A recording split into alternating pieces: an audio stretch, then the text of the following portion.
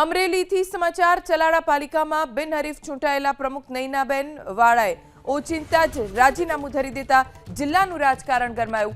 અમરેલીની ચલાળા પાલિકાના તમામ 6 વોર્ડની તમામ 24 બેઠક કબજે કર્યા બાદ આજે કલેક્ટર સમક્ષ પ્રમુખ નૈનાબેન વાળાએ ઓચિંતા જ રાજીનામું આપી દીધું।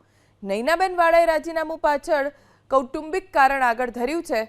કૌટુંબિક કામકાજના કારણે ફરજ નિભાવી ન શકતી હોવાનું કારણ દર્શાવી કલેક્ટર સમક્ષ રાજીનામું ધરી દીધું।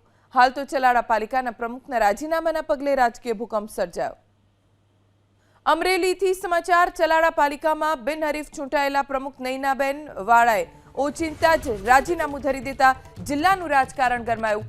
અમરેલીની ચલાળા પાલિકાના તમામ 6 વોર્ડની તમામ 24 બેઠક કબજે કર્યા બાદ આજે કલેક્ટર સમક્ષ પ્રમુખ નૈનાબેન વાળાએ ઓચિંતા જ રાજીનામું આપી દીધું। નૈનાબેન વાળાએ રાજીનામું પાછળ કૌટુંબિક કારણ આગળ ધર્યું છે। કૌટુંબિક કામકાજના કારણે ફરજ નિભાવી ન શકતી હોવાનું કારણ દર્શાવી કલેક્ટર સમક્ષ રાજીનામું ધરી દીધું। હાલ તો ચલાળા પાલિકાના પ્રમુખના રાજીનામાના પગલે રાજકીય ભૂકંપ સર્જાયો।